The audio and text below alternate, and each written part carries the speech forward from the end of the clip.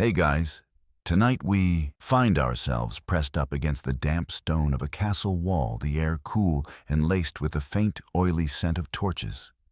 The courtyard ahead is sliced into jagged pools of gold and shadow, the light shifting as men in heavy boots fan out with deliberate purpose. Somewhere in the dark, you hear the faint clink of a chainmail sleeve and the low murmur of someone giving orders. This is not the kind of medieval game you signed up for, but you're in it now. And you probably won't survive this. So before you get comfortable, take a moment to like the video and subscribe, but only if you genuinely enjoy what I do here. And tell me, where are you listening from tonight? And what's the local time in your corner of the world? Now dim the lights, maybe turn on a fan for that soft background hum, and let's ease into tonight's journey together. You crouch lower, the uneven cobblestones cold under your hands. The midnight torch chase was supposed to be a test of agility and nerve. But right now, it feels more like the kind of team-building exercise that ends with somebody limping. The rules are simple, or so they claimed. One player runs the rest chase, and the runner has to make it from the castle's outer bailey across the courtyard and through the postern gate before being caught. You volunteered because, well, how bad could it be? Famous last thoughts. A guard's torch arcs upward, throwing a spotlight across the courtyard. You bolt. Your shoes slip on moss, the cold air knifing your lungs. It's strange, this is technically just a game, but the shouting behind you sounds a little too eager. You swear you hear one voice yell something about, "Don't let him reach the wall," and you're not sure if it's part of the script. Historically, night chases like this weren't always for sport. Some castle garrisons really did conduct pursuit drills in the dark, sometimes using unfortunate prisoners as the fox in a mock hunt. The official story, training for emergencies. The unofficial one, guards got bored. And yes, there are records from 14th century Burgundy describing a similar tradition during winter feasts, only the runner had to wear a bell around their neck so the pursuers could track them by sound. You duck into a narrow passageway between the kitchens and the well house. The smell here changes abruptly. Charcoal smoke roasting meat, a faint sweetness from spilled mead. The torchlight stutters against the walls as one of your pursuers barrels past the opening without seeing you. For a moment, you let yourself breathe. Then you hear the whistle. Not from a guard. This is one of the safe zone markers, or so they told you. Reach it and you can rest for 10 seconds without being tagged. But the sound is coming from across the courtyard, which means you'll have to cross open ground again. You glance upward, and that's when you notice the silhouettes on the battlement's spectators. Some are clapping, others holding tankards, and one enthusiastic participant leans dangerously over the edge, shouting down instructions to the guards. You can't tell if they're helping you or setting you up. You sprint again. Your feet hammer the stones, the sound bouncing up into the darkness. The open space makes you feel horribly visible. A shadow cuts across the far wall a guard is circling to intercept. You veer left toward a patch of deeper shadow near the stables, nearly colliding with a wooden bucket. Water sloshes over your hands. It's icy enough to sting. One quirky tidbit about medieval games like this: in some German castles, there's evidence of pursuers deliberately tossing buckets of cold water on runners for good luck. Historians still argue whether this was meant to hinder the runner or just add to the spectacle, but considering how your soaked sleeves cling to your arms, you're leaning toward hindrance. Your pulse is a drumbeat now. The postern gate is visible, a dark arch just ahead. You push harder, lungs aching, and then flash torchlight sweeps across you. Voices rise in excitement. Someone is gaining. You can hear the rattle of chainmail, the scrape of leather soles on stone. The gate feels impossibly far, the air thickening around you like syrup. You dive through the archway, scraping your shoulder against the rough stone. A hand grazes the back of your tunic, but you tumble forward into the shadow beyond. Your breath is ragged, and you're not entirely sure if you've won or just disqualified yourself by leaving the marked zone. Either way, the noise behind you fades as you step deeper into the passage beyond the wall. For a moment, the only sounds are your breathing and the slow drip of water from somewhere in the dark. The chase is over, this one at least, but the night is far from finished. And as you press onward, you realize something: the torches may have been left behind, but the feeling of being hunted hasn't. You emerge into a low-lit chamber that smells faintly of sweat, wood shavings, and something smoky, like a fire that was put out just a bit too late. There's a ring of townsfolk gathered around a circle scratched into the packed dirt floor. In the middle stands a heavy post ropes dangling from it, like limp snakes. Someone hands you a strip of cloth. Blindfold, they say, as if it's the most normal thing in the world. You know what's coming: the blindfolded mace dance. The rules again sound straightforward. Tie on the blindfold, grip the wooden mace, and try to knock over the other participants while avoiding their swings. You can already hear the muffled thumps of wood meeting flesh, followed by sharp yelps and the occasional burst of laughter. It's less elegant courtly sport and more a medieval piñata party where the piñatas fight back. The cloth goes over your eyes. Darkness folds in warm and claustrophobic. The rope is rough under your hands as you're led to the starting position. A bell rings, and suddenly the air is alive with movement. Boots scuffing dirt wood, whistling past voices yelling things you can't quite catch. You swing wide and clumsy, the mace's weight pulling you off balance. Historically, blindfold combat games like this had a strange dual purpose. Some say they were training exercises for knights, teaching them to react to sound instead of sight handy when your helmet visor was down. Others argue they were village fair amusements, a test of nerve and balance for whoever had enough ale in them to volunteer. One quirky 15th century French account even describes a mace tournante, where participants were blindfolded, spun 3 times, and then had to guess which way the king was clapping. Something smacks your shin hard. You yelp and swing instinctively, your mace colliding with something solid that grunts and stumbles away. The crowd reacts instantly, a cheer rising like a wave. In the darkness, your other senses spike boots sliding the sharp inhale of someone about to swing, the swish of wood-cutting air. You duck barely and hear the satisfying crack of 2 maces colliding above your head. The ground is uneven under your feet. You shuffle sideways, trying to stay light, but the blindfold throws off your balance. Somewhere to your left, a heavy thud hits the dirt. Someone's down. The game doesn't pause. If anything, the energy rises. There's a strange mix of camaraderie and danger in the air, the kind that makes your pulse race.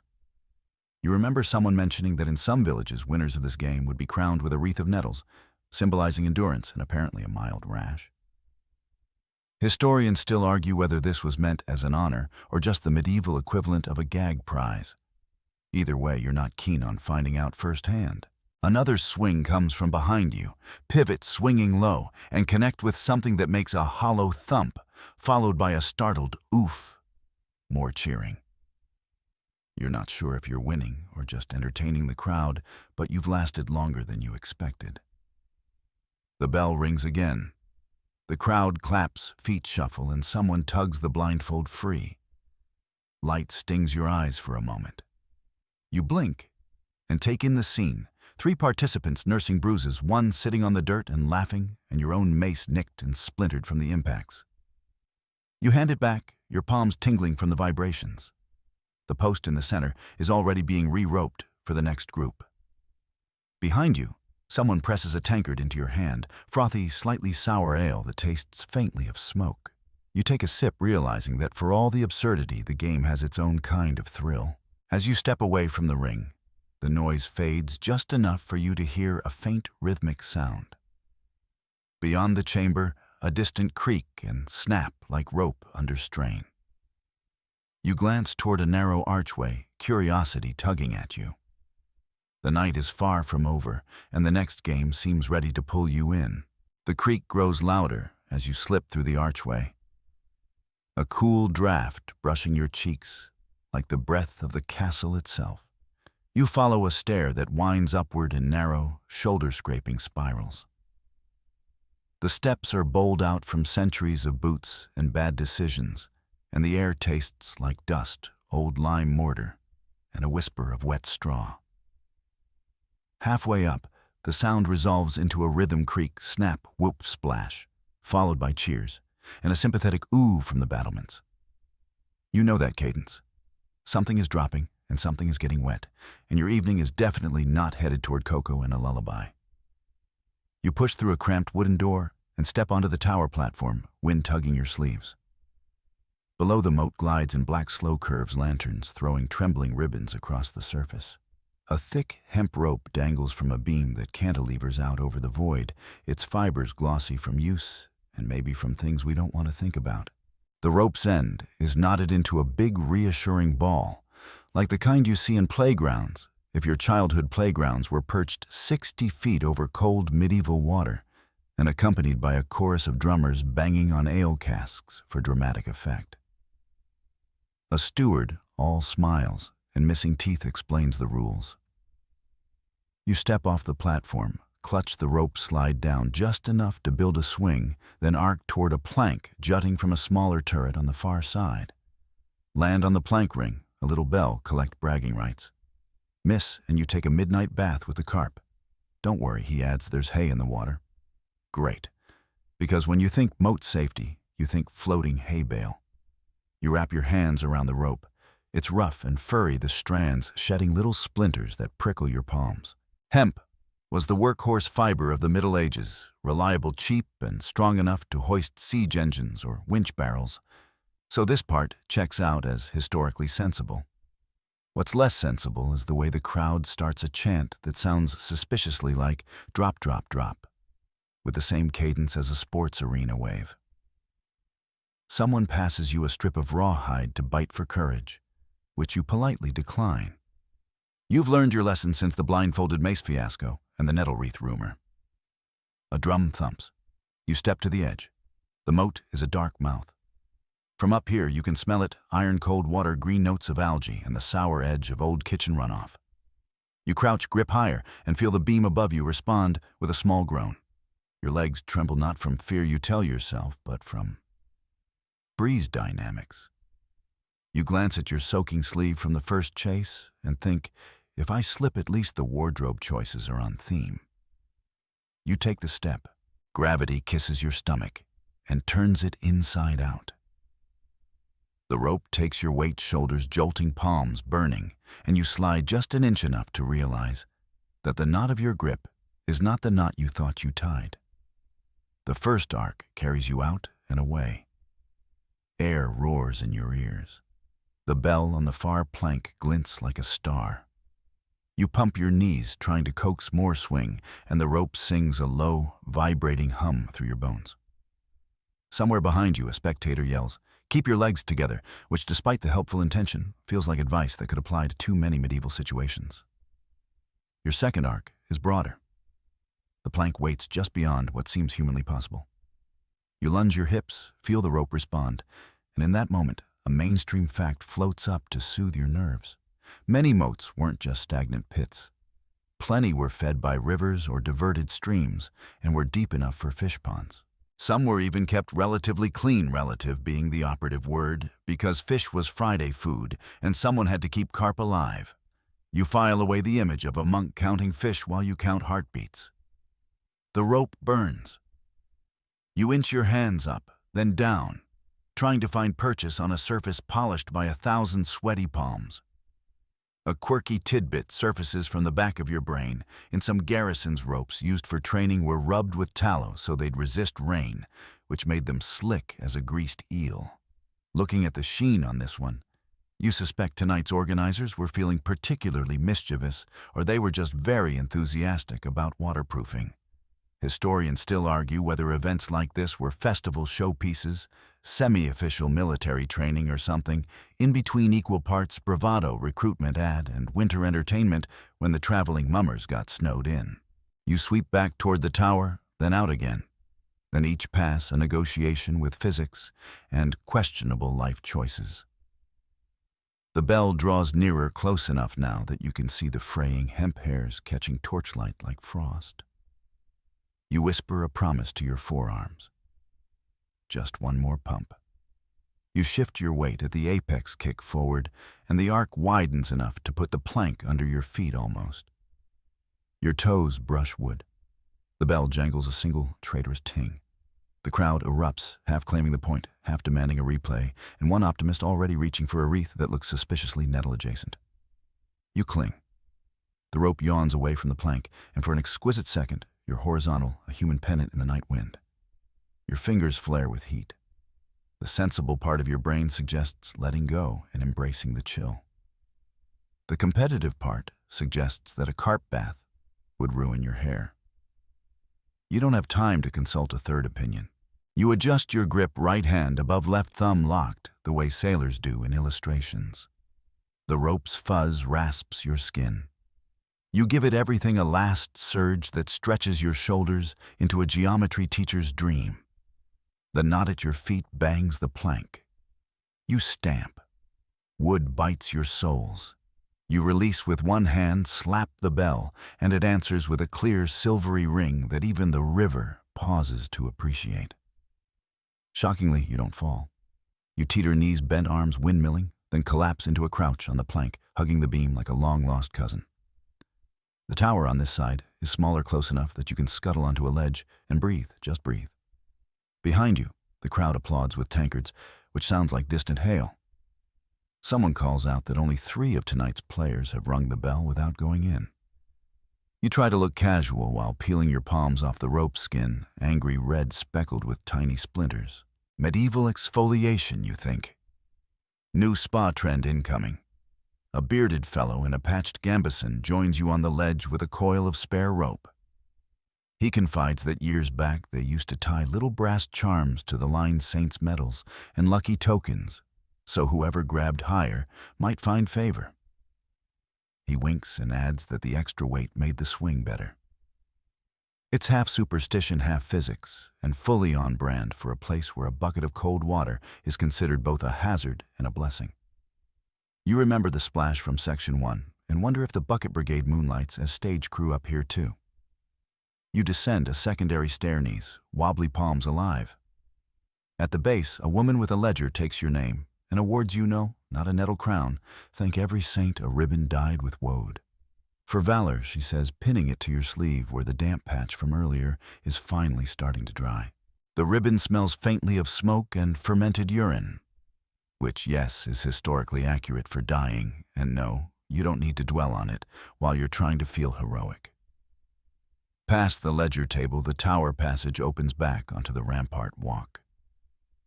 The wind has gone softer, the moat quieter, as if the water has decided you've earned a temporary truce. Torches gutter and flare, painting everything in honey and shadow. Down in the outer ward, you hear laughter rising from a new knot of spectators. There's another rig being set up, shorter rope, wider gap, with a row of hoops that glimmer like halos dipped in pitch. You flex your hands. The fibers under your skin whisper that they are done for the night. The crowd, of course, has other plans. You take one last look at the rope above the moat now, swaying harmlessly, and feel the ghost of the fall you almost took. Your heart slows from cymbal crash to steady drum. The air tastes like iron and victory. You turn toward the next glow, toward the smell you're pretending isn't tar, and remind yourself that as games go, this one was almost fun. The key word being almost. The smell hits you before the sound does, a heavy, musky, almost metallic tang, undercut by the sour, muddy breath of something alive and unimpressed with your existence. The crowd is pressed up against a crude wooden fence, faces lit in warm blots by pitch torches hammered into the ground. Beyond the fence is a churned-up pit, half filled with mud and straw, and at its center, movement. A dark, bristling hump stirs, then lifts a wedge-shaped head crowned with small, mean eyes. Tusks catch the firelight like tiny scythes. Welcome to the Boar Pit Scramble. The game is exactly what it sounds like. Get across the pit without being caught by the 4-legged missile glaring at you. The organizers have tied a ribbon between 2 posts on opposite ends, and you are to run from one side to the other while staying above the mud on scattered planks, barrels, and disturbingly a suspiciously flimsy ladder laid flat. You're told the boar is mostly tame. You have doubts. Boar baiting as sport is a grim fact of the medieval period, though it was more often a hunt than an arena spectacle. In some villages, young men proved their bravery by facing a cornered boar with only a spear, or worse, with nothing sharp at all. Records from 13th century England mention boar runs during midwinter festivals with the animal loosed into the main square. This one's set in a pit, which at least contains the collateral damage. A steward in a leather jerkin hands you a hooked stick more shepherd's crook than weapon and says, for balance, and maybe to poke. He laughs in the way someone laughs when they've already placed bets on you lasting less than a minute. You step up onto the first plank. It rocks. The boar's ears twitch at the creak of wood. Its body is all muscle under wiry bristles, and when it moves, it does so in short, sharp bursts, each step a jolt through the mud. A drum starts somewhere behind you, slow and steady, like a heartbeat you wish you had. You take another step, stick out in front of you like a charm against bad luck. The boar doesn't charge yet, just pivots eyes following you. There's an odd moment when you realize its gaze is steady assessing and not at all distracted by the crowd's noise. That's when the first plank wobbles sideways. You windmill your arms, regain balance, and hear a collective intake of breath from the spectators. The boar's tail flicks once. A quirky tidbit: in some German towns, tame boars used for games were actually retired breeding males, slower than wild ones, but far more territorial. The slower bit is a comfort until you remember that slower still outruns you in mud. Historians still argue whether these events were meant as public entertainment livestock training or subtle methods of gambling away half your winter stores. Halfway across your foot meets the ladder. It shifts under your weight, like it's reconsidering its career as a bridge. The boar grunts low, resonant, and not unlike the sound of a stubborn door being forced. Then it moves. It's not a straight charge. It's a side swipe, as if it's trying to catch you off the narrow rungs. You jab the stick not hard, just enough to make contact with its shoulder. It grunts again, deeper now, and the mud beneath it spatters upward. Your next step is onto a barrel, its curve slick with muck. You crouch instinctively to keep your balance, the hooked stick braced against your thigh. The crowd noise blurs into a single rising roar. The boar lunges again, splashing mud across your boots, but you're just out of reach. The final plank is a head shorter, warped, and sloping downward toward the ribbon. It looks like it's been used for firewood more than once. You make for it, each step a prayer to saints, who probably never signed off on boar pits as acceptable recreation. One last leap. Your boot catches the edge of the plank, and you skid forward, hook flailing for balance. The ribbon snaps against your chest, cold and wet probably from the last person's tumble. The crowd explodes into cheers, and you catch sight of someone collecting coins from a betting pool. You step off onto solid ground legs, trembling in that post-adrenaline way that makes you feel both invincible and like you might collapse face first into the nearest barrel of cider. A man with mud up to his knees hands you a token carved wood shaped like a boar's head. It's surprisingly heavy, smelling faintly of smoke and oak pitch. Behind you, the boar snorts and resumes its slow pacing, the mud sucking at its hooves. Another contestant is already stepping up to the starting plank, and the crowd's chant starts anew. You back away, careful to keep your eyes on the pit until the fence is between you and those tusks. The path away from the arena is lined with torches that sway in the wind shadows, leaning long over the trampled ground. Somewhere ahead, a cold, crystalline light glimmers through the trees, reflections off ice. You pull your cloak tighter, your breath a faint plume in the chill air. Whatever's next, it's not going to be warm. The torch-lit path narrows until you're crunching across a frost-hard track, each step squealing faintly in the quiet night. The air here is sharper, cleaner, with that dry bite that catches in your throat and makes your nose sting. Between two low banks, the path opens suddenly onto a flat, glittering expanse, the Ice Lake Foot Race. Lanterns hang from crooked poles driven into the snow, their yellow light pooling weakly across the frozen surface. Somewhere on the far shore, a bonfire snaps and flares, throwing sparks into the black sky. That's the goal. You start here, you get there, and the first to cross wins. Wins what you'd asked earlier. The steward had grinned, revealing more gaps than teeth, and said, "Not hypothermia if you're quick. It looks simple enough until you step onto the ice." The first faint whump under your boot makes your stomach fold in on itself. The surface is dusted with snow in patches, but in other places, it's slick glass reflecting the lanterns so perfectly it's like walking across a mirror. And it's loud. Your own cautious steps are joined by the distant cracks of ice, shifting the low creak of frozen water, remembering it's supposed to move. In medieval winters, frozen lakes weren't just obstacles, they were thoroughfares. People carted goods across them, held markets on them, and, yes, staged races. The Dutch, especially in the 14th and 15th centuries, were fond of ijsrennen, or ice running, often in boots dusted with ash for grip. Somewhere in the crowd, someone has a set of primitive bone skates, but this one's all about your own 2 feet. A man with a fox fur hat and a voice like gravel announces the start. Competitors, 7 of you, line up shoulder to shoulder. The person to your left is bouncing on their toes, grinning as if they've done this before. The one to your right is staring down at the ice, like they're negotiating with it. You hear your own breathing in the cold air, crisp and thin. A horn sounds. The first few strides are fine, awkward, yes, but you're moving.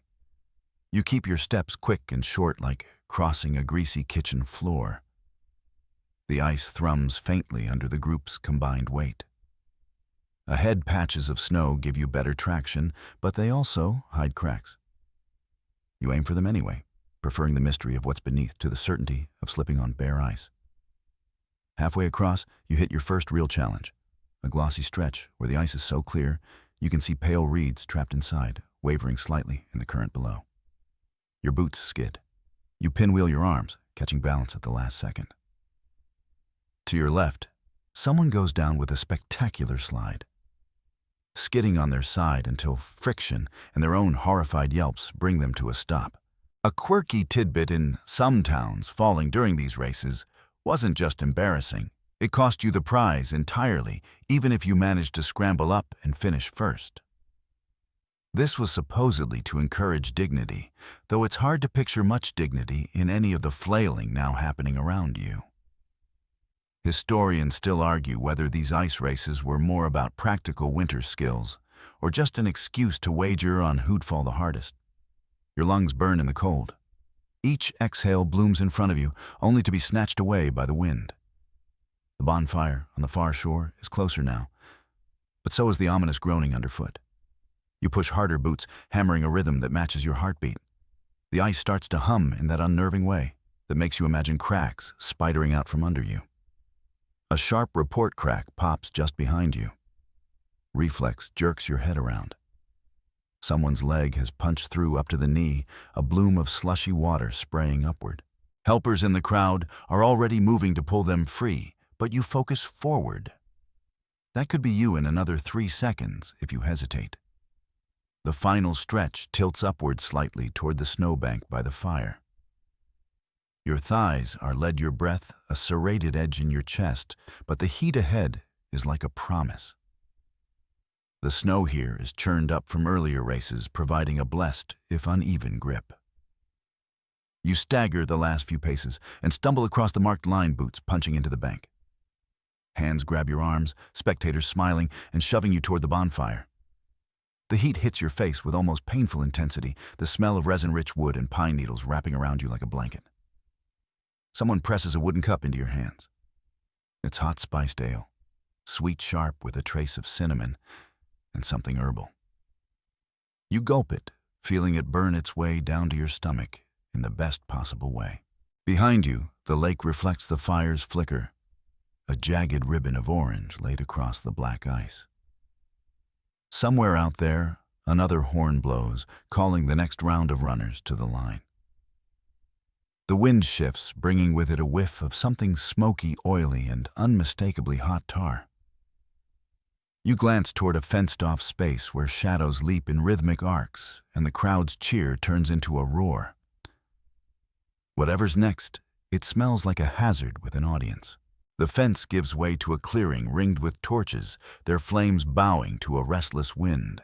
In the center stands a wooden contraption that looks like a cartwheel married to a door and then made some questionable life choices.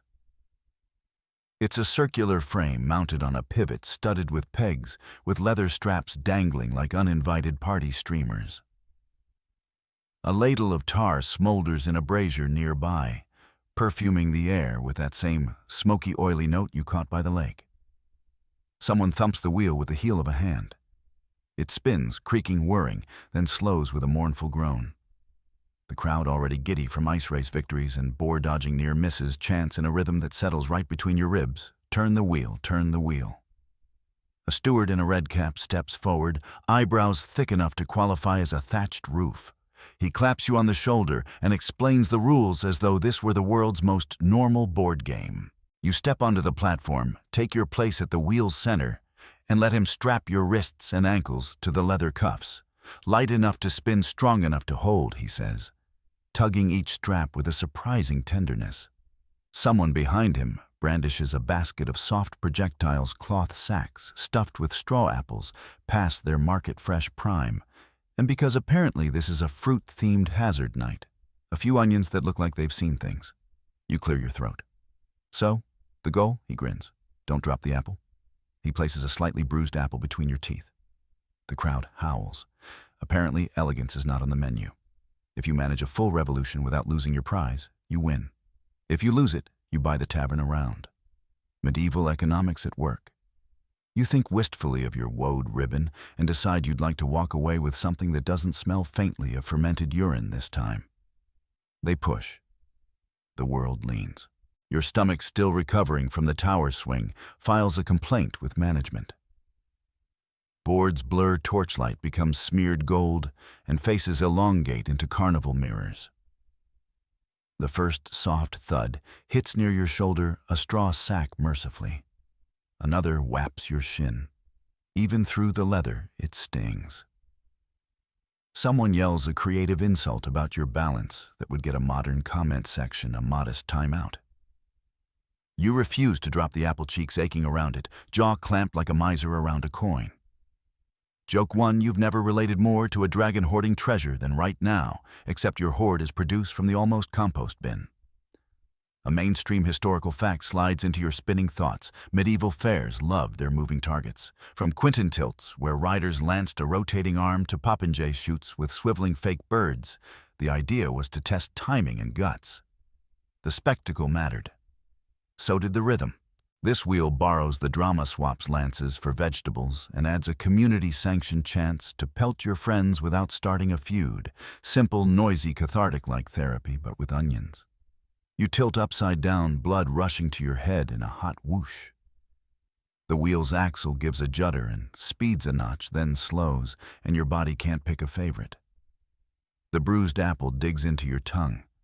Cloth sacks slap against the wood like lazy drum beats. Then something harder, a not quite stale roll, glances off your hip and spins away into the straw. You think with a dazed kind of pride that this is still preferable to the boar's tusks or the ice's sudden opinions on your life choices. The steward calls halfway. A bell tinks cheerfully, the same smug tone as the one you rang above the moat, and for a flash you see your ribbon fluttering. Focus, you tell yourself. You imagine the apple is that woad token, hold it. Keep it, don't let it plunge into the hay like your dignity did during the blindfolded mace dance. A quirky tidbit elbows in some town chronicles mention laughing wheels at Shrovetide revels, spinning frames where players tried to drink from a suspended cup as they passed. Most ended in sputtering, wheezing hilarity and occasionally unplanned baptisms in ale. There are even whispers of wheels smeared with soap or lard to make handholds treacherous. You eye the gleam on this wood and hope tonight's crew skipped the buttered walnut finish. Historians still argue whether such devices started as communal penance games, night training parodies, or just the inevitable invention of people with a wheel spare time and a flexible approach to liability. Your nose fills with the warm animal smell of leather and a faint ghost of old sweat ground into the straps. Torch smoke wraps you in a spiced haze. The wheel rattles. A peg squeals. Your wrists protest. A child's giggle rings out right before a soft projectile thumps the frame near your face.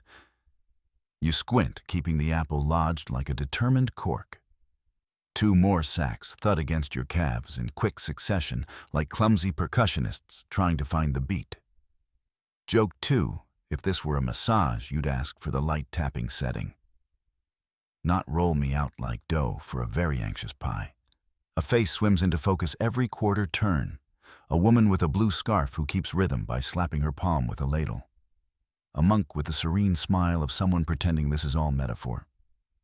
The red-capped steward poised by the brake lever like a charioteer from a manuscript, and a friendly disaster of a dog whose contribution is enthusiastic barking and occasionally chasing the spinning shadows. You catch mid-rotation the gleam of the tar brazier's surface. It burps, once sending up a puff that smells like ship's rope and roasted regret. The wheel slows. The crowd's chant dips. You can feel each rib of the frame now, the vibrations sorting themselves into a low purr. You're almost at the starting peg. Someone, bless their comedic soul, lobs an onion that smacks the board a handspan from your ear and explodes into scent so pungent you involuntarily snort. The apple jostles. It threatens to leap. You clamp harder, eyes watering from an aroma that could probably fumigate a small barn. Joke 3 through tears if you cry on a wheel at a medieval festival that's not fear, it's seasoning. Hold the steward shouts and palms slam the frame to stillness. The world twitches, then rights itself. The apple-sainted trooper remains wedged in place. The crowd erupts, a noise like rain on a thatch roof, and you finally spit the fruit into your hand with the dainty grace of a cat ejecting a hairball. The steward hoists your arm and declares you a champion of the wheel, which sounds impressively official until you remember he also oversees onion procurement. Still cheers are cheers. You bow careful you're on conversational terms with nausea and accept your prize, a tin token stamped with a cartwheel and a smiley sun.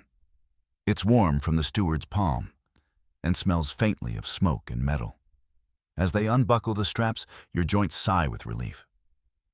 You step down and feel your knees doing that jelly shiver they practiced after the rope swing.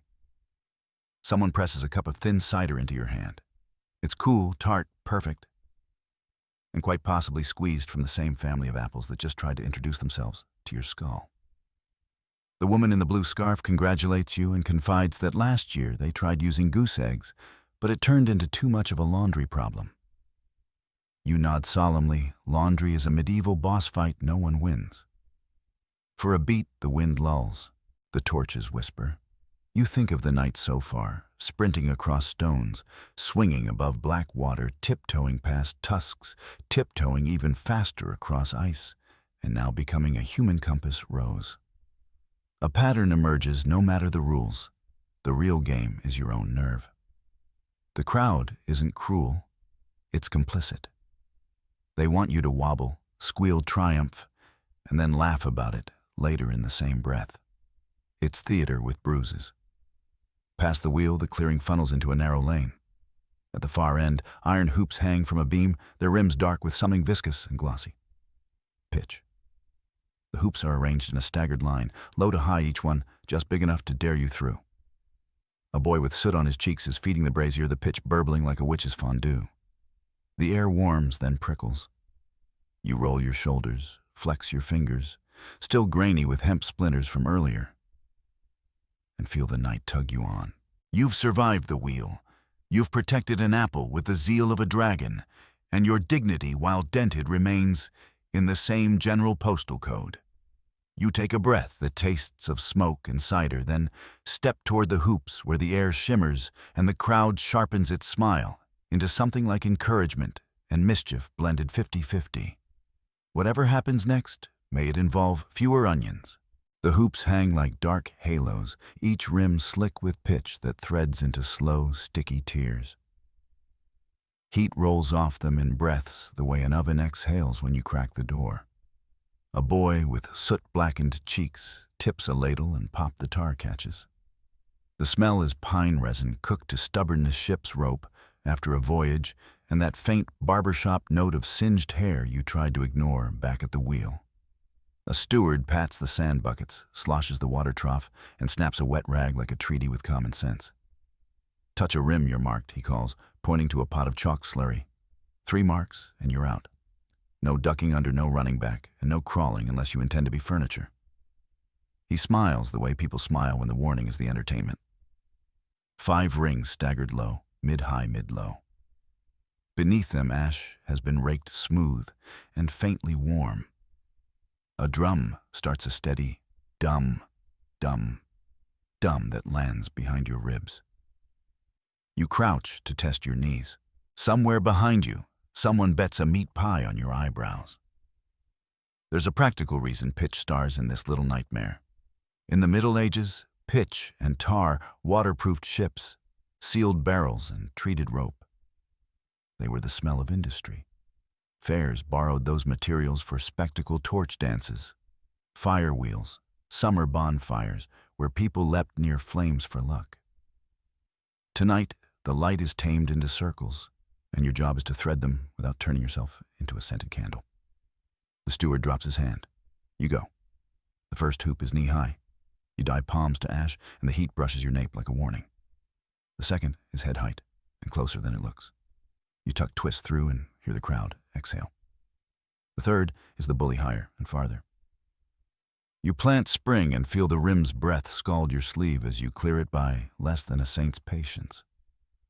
The drummer quickens. You try not to. Someone yells, "Mind your fringe," which is generous, because after the rope swing and the onion incident, your hair has entered a historical period called disorder. You shorten your stride, refusing speed you can't steer.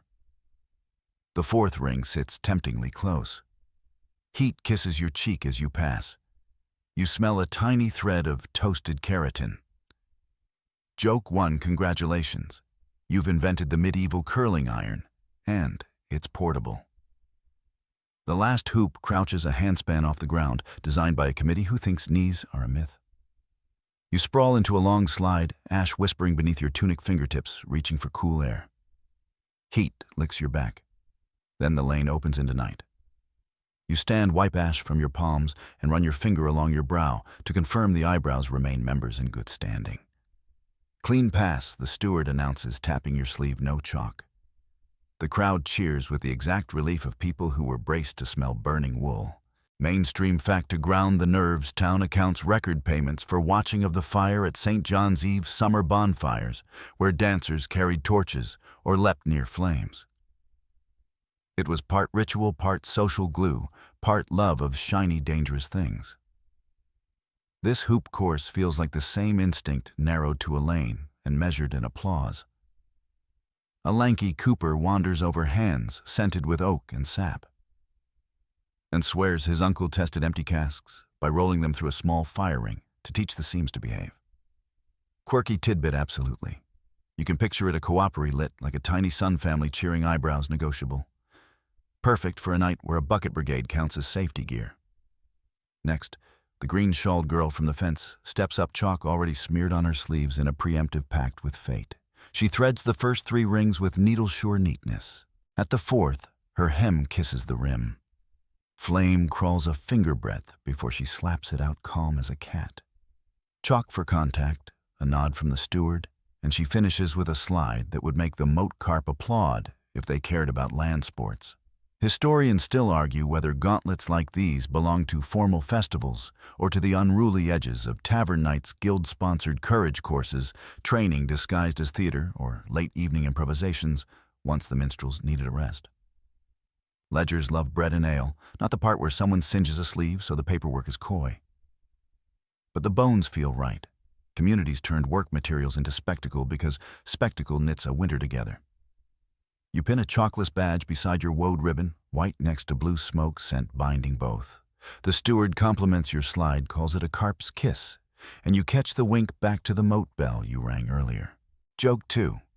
By now your outfit reads like a museum label, wool woad dyed with trace elements of ash tar and questionable onions. The brazier settles pitch, burbling soft as porridge. The drummer flexes his hands. Your skin hums where heat had opinions. Beyond the palisade, the night thins.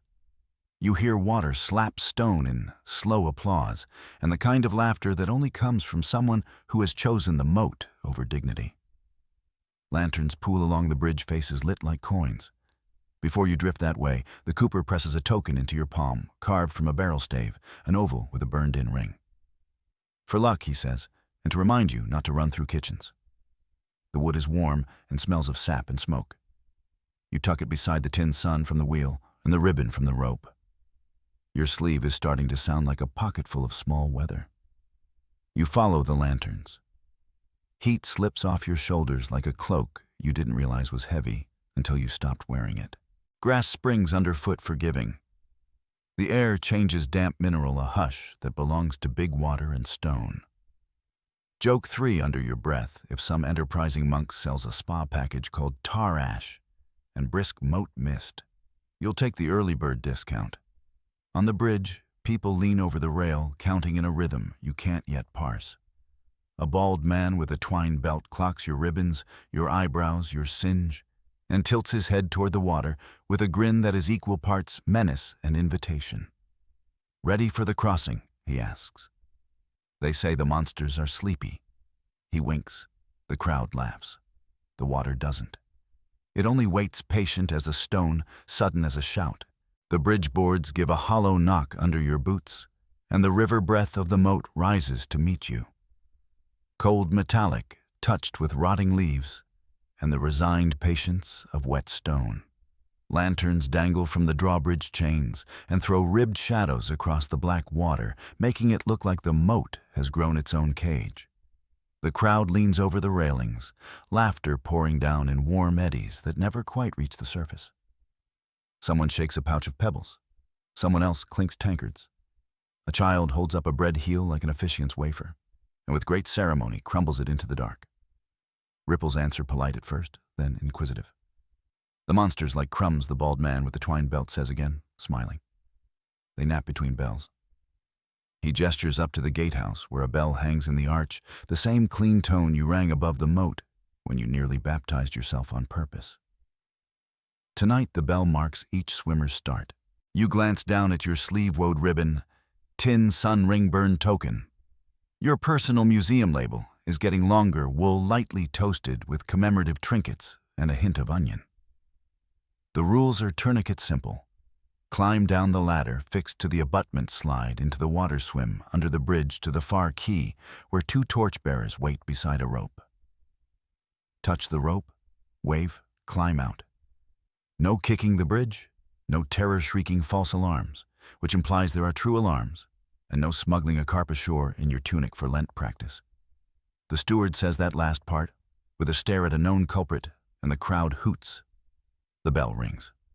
The first swimmer, a girl with chalk-touched sleeves from the flaming hoops, moves like a seal, quick and neat breath puffing in pale ovals. Pebbles patter nearby to encourage the monsters to mind their manners, as the bald man claims. You suspect the pebbles encourage them to be monsters. Still, the girl slices through the black without incident, palms slapping the far rope. The bell clangs again. Your turn. You descend the ladder. Each rung is slick with a varnish of algae and history.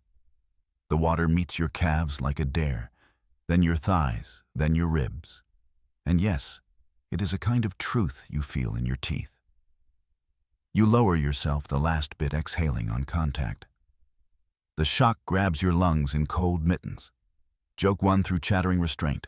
Congratulations, you have found the medieval cryotherapy chamber, and it is very reasonably priced. Sound thickens at waterline. Laughter smears into a velvet roar. You push off the ladder and discover that months' fine days of avoiding exercise have left you with the elegant stroke of a panicked clothesline. Still, the body remembers. The rope swing over this same moat did you one favor, you know. Precisely how deep the black feels. You aim your breaths to the rhythm of the bell you can't hear underwater, and settle into a functional crawl, ash-smudged sleeves drafting you like small sea anchors. Mainstream fact for courage. Plenty of moats doubled as managed fish ponds in Europe, especially where fresh water could be channeled through. Monastic complexes were masters of this eels, carp, and pike, kept Fridays fed and accounts balanced. It turns out you weren't entirely imagining those shapes earlier. The water does have tenants, and they pay rent in sudden nudges to your ankles. You feel one now, a soft bump inquisitive as a cat's nose. You keep your legs high, remembering the Cooper's Carp's kiss compliment, and deciding that as kisses go, you prefer the metaphoric kind. Halfway under the bridge, the dark saturates. The lanterns are behind you. Ahead is only the suggestion of lighter dark, where torches might be. The bridge above ticks and sighs wood, settling people shifting a rain of whispers, pretending not to be nervous. The current is lazier here than the river's main thrust. Stones on the bottom knit a chill pattern you feel with your fingertips when you stretch too deep. You pass a colder vein of water that feels like a ghost flowing through a narrow shirt, and your scalp tries to climb off your head. Joke too, if your eyebrows survive this, they deserve a guild charter. Something brushes your calf longer than a fish. You flinch hands, splaying mouth, gulping a bit of moat you will one day uncharitably describe as brothy. You slow float and listen. A ripple slaps the abutment and rebounds into your ribs. Then there, a round black bead pops from the surface a few arm lengths away, followed by another. Otter dog. A gentleman of the night in an eel costume. The bead blinks vanish. You resume slower breath, measured into the roof of your mouth. Quirky tidbit easing in with a grin, some medieval swimmers used inflated animal bladders as floats, children especially. Bladders also doubled as festival toys and ersatz balls. But a tethered bladder could give a cautious bather just enough buoyancy to make bravery more affordable. You picture yourself with a jaunty pig bladder water wing, and admit it would ruin the aesthetic of your curated trinket sleeve, but vastly improve your relationship with depth. Pebbles patter again to your left. A cheer rises distant and sweet, like someone else has touched the far rope. Your arms grow pleasantly numb the way good bread goes warm in an oven, except you are the bread, and the oven is January. You switch to a side stroke gentler, using the flick of your hips to steer and preserve your caricature of dignity. A ropey plant brushes your fingers. You decline its friendship and aim higher. Historians still argue whether castle moats, especially urban ones, were usually clean fish-tended waters or defensive ditches that doubled as refuse pits. The truth likely varied by season, by supply, by how many onions your neighbors peeled that week.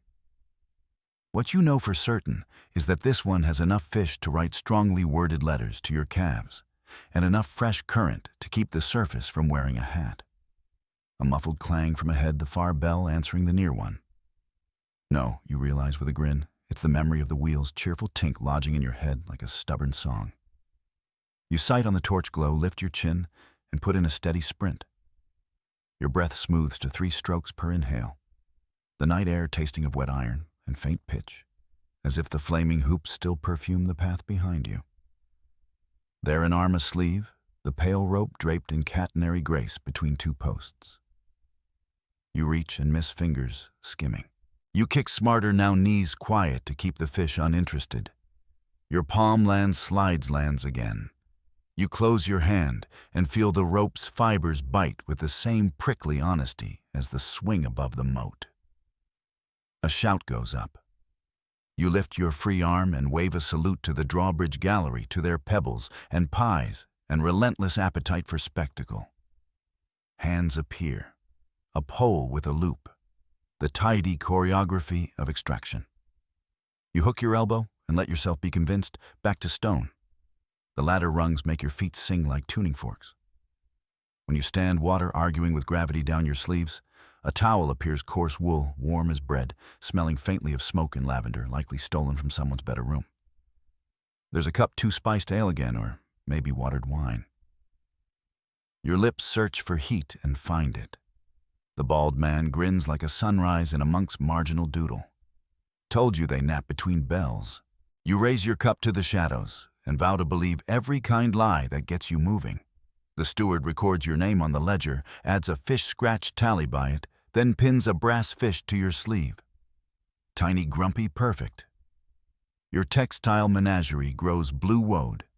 Ribbon tin sunburned ring, now a fish with a permanent scowl. Joke 3, if you fall in again, you'll sink from the weight of your achievements alone. Behind you, The moat returns to its patient muscle, the ripples smoothing as if a hand stroked them flat. Laughter resumes its easy braid. The bell tolls for the next swimmer. As you wring water from your cuff, a draft carries up the smell of damp stone, an old iron from a stairway mouth, in the curtain wall, cooler older, a whisper of something underground. The bald man notices your glance and tilts his head toward that shadow where lanterns don't go. And echoes get stored for later. "Brave fish," he says, tapping your new pin. "Let's see how you do in the dark." The stare into the wall tastes of iron before your boots find the first step. Cold breath lifts from the stone throat, carrying lime dust, wet moss, and the kind of silence that feels like someone listening with their eyes closed. You tuck your new brass fish pin so it won't clink, brush your woad ribbon flat, and ease downward.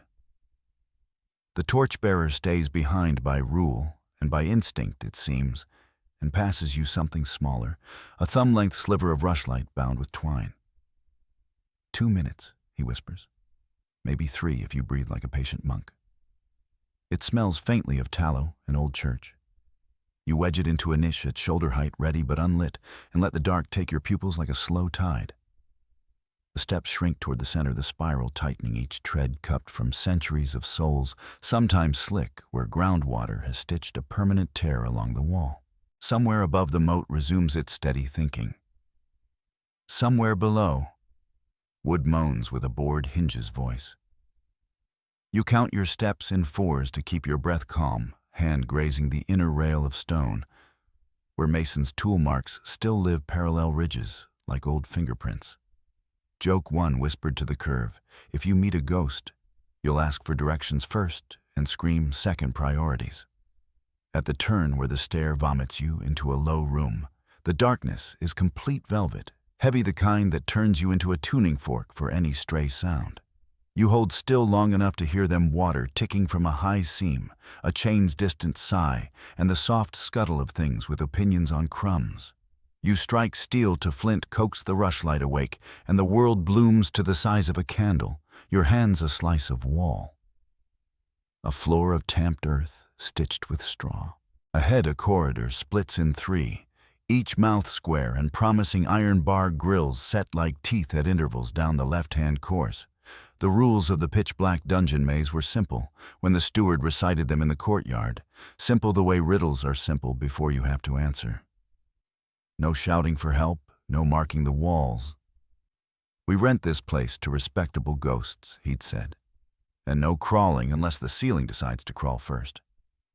Hands out, move slow, mind the drops." Somewhere a bell waits to be found and rung. You think of the rope bell over the moat, and how your palms sang after, and decide the bell is a friend you haven't met yet. You choose the center corridor, not because it looks kinder, but because it looks equally mean to both sides' diplomatic darkness. Your fingertips ride the rough, cool stone, counting the mason's joints. The rushlight throws a shallow cone. Beyond it, the corridor is only suggestion. A low beam surprises your forehead. You wince. Feel splinters test your skin and duck. A breath later, your boot finds empty air where floor should be, a shallow step down, and your stomach performs a medieval dance called the brief plummet. You catch yourself with a palm against the wall, the brass fish a little bite under your sleeve, and exhale through your teeth. Mainstream fact to steady the nerve castle, undercrofts and dungeons weren't always for prisoners. Many doubled as storage grain wine salt meat because cool, constant temperatures were valuable. Labyrinthine passages could link postern gates to Wells bakehouses to armories, and yes, sometimes oubliettes to unhelpful memories. The same stones that chilled barrels now chill your knuckles. It's practical magic architecture as refrigerator and riddle. 3 turns later, you nose the first grill. Your rushlight paints the iron into a grid of shadows on your chest. You press, and it answers with a long, theatrical groan, then refuses to budge. A chain behind it is looped and locked. Through the bars, a slick drop glints water far below, perhaps the same channel that feeds the moat. From somewhere on your right, faint air whispers across your wrist hair, the maze breathes. You backtrack, Mark the count in your head. 36 handspans along 2 shallow steps down 1 low beam, then right. The right-hand corridor narrows until your shoulders brush stone, then widens into a chamber with a ceiling that dips like a shrug. You lower the rushlight and see carved into the wall a tally of small cuts, 30, 40, who knows. They drift under your light like fish. A quirky tidbit surfaces. Travelers and workers sometimes scratched games onto dungeon and guardroom floors. Merrill's 9 men's Morris simple boards carved into stone to pass long hours. In some keeps, you can still find them worn smooth by fingertips and bets. You can almost picture it here. A guard flicking pebbles across a Merrill's grid while listening for the drip that means nothing is on fire. Your foot hits something that clinks and rolls a little tin disc that your rushlight snags just before it vanishes under a lip of floor. Not your sun token, thank every saint. This one is stamped with a tiny wheel kin to the prize from the spinning frame above. Someone dropped it here long ago or last season. You pocket the ghost of their evening of the thread-tying surface spectacle to subterranean dare. Historians still argue whether these mazes were ever used for ritual initiation guild tests, watch training boyish trials of courage, or whether they're only practical spaces that the festive mind repurposed at night. You file that under argument's best hat over ale and keep moving. The rushlight gutters. You shelter it with your palm and feel the heat lick your lifeline. 2 minutes is accurate in a room that eats time. You put it out on purpose to listen. Darkness folds over your shoulders like a cloak. And then they're faint and certain, a draft sawing along the floor from somewhere low, cool against your ankles, and a small metallic rhythm ahead, like a spoon tapped against a kettle. You grin. Bells live where air goes. You move in the dark for 5 careful steps, hands forward like a blind swimmer, and let the room teach you its edges. Your shin kisses a low bar. Your elbow skims stone. Your boot sole finds grip where damp has given the dirt a polite crust. When you relight the rushlight, you've changed shape from a person being chased by dark to a person who invited it for tea, mixed feelings included. Joke 2 to the wall. If the minstrels ask for a song request, you'll choose anything but Into the Unknown. The corridor forks again. On the left, your light catches a chain dropping through a slot, and beyond it, water's patient shoulder. You give that a respectful nod and skip it. On the right, the air grows steadier and just a hair warmer, which means either people or trapped breath. You ease up a small step, graze another beam, and kiss your own hand in thanks when you remember to duck. The rushlight throws a tiny glint off metal ahead. You slow extend the wick toward it, and there it is. A bell no bigger than a child's fist, hung from a leather thong in a niche. The clapper is wrapped in cloth, silenced until someone unwraps it. Your heart does an undignified hop. You free the knot fingers fumbling in the cramped space. The leather is tacky with age, resin-scented. Someone cared enough to keep it supple. You think of the flaming hoops, and the Cooper's stave token, and how everything here smells ultimately of trees, wood pitch, smoke rope. Then you draw in a breath and ring. The sound is clean and absurdly bright in the low room, a silver thread that darts out and returns smiling. Up through stone, down along water, it stitches the maze to the world above. You stand still long enough to hear your echo bump its head on the stairwell and tumble back, chuckling.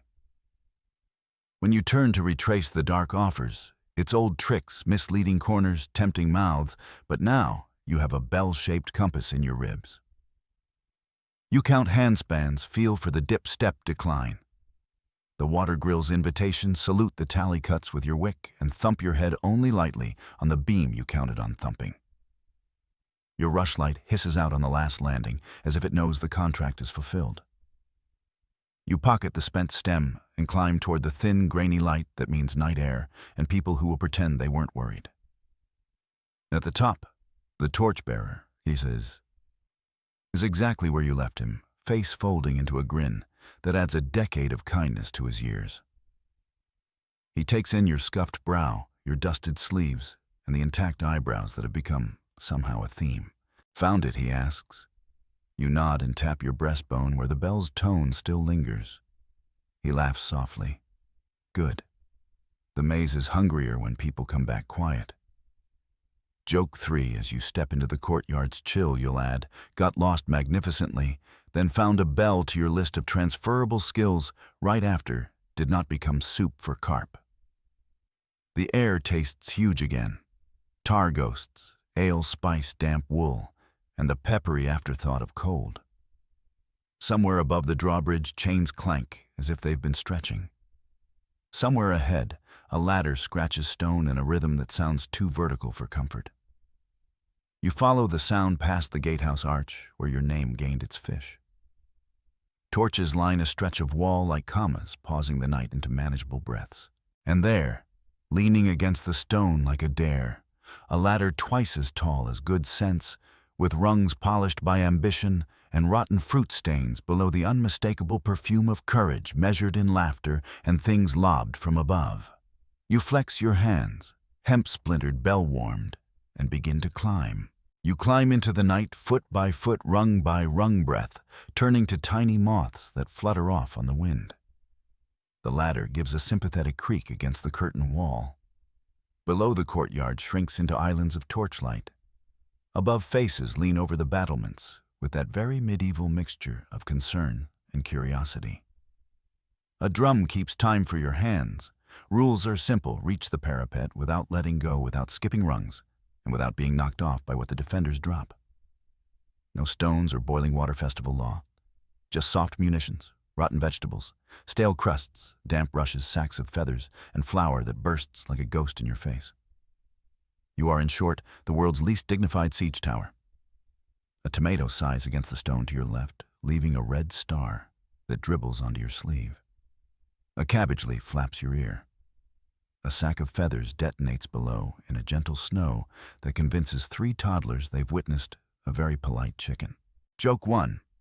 The only real chickens tonight are the 2 inside your rib cage.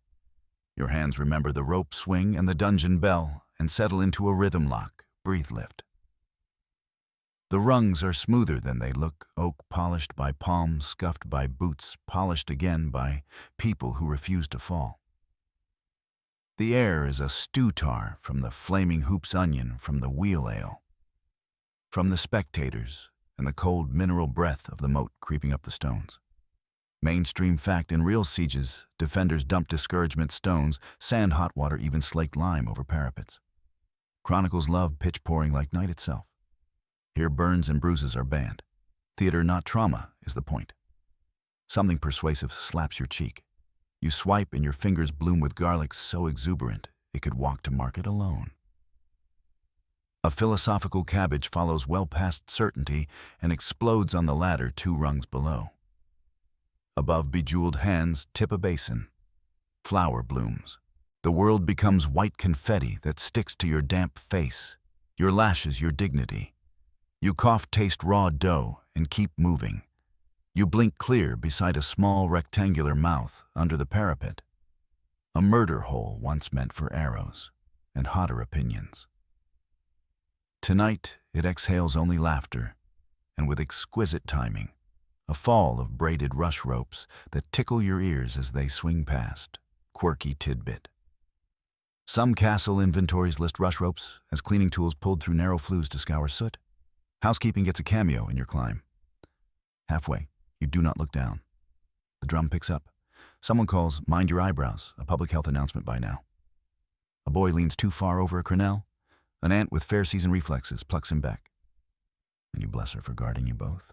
Historians still argue whether mock assaults like this were tied to feast days, St. Michael's perhaps, or whether garrisons simply braided boredom into civic play.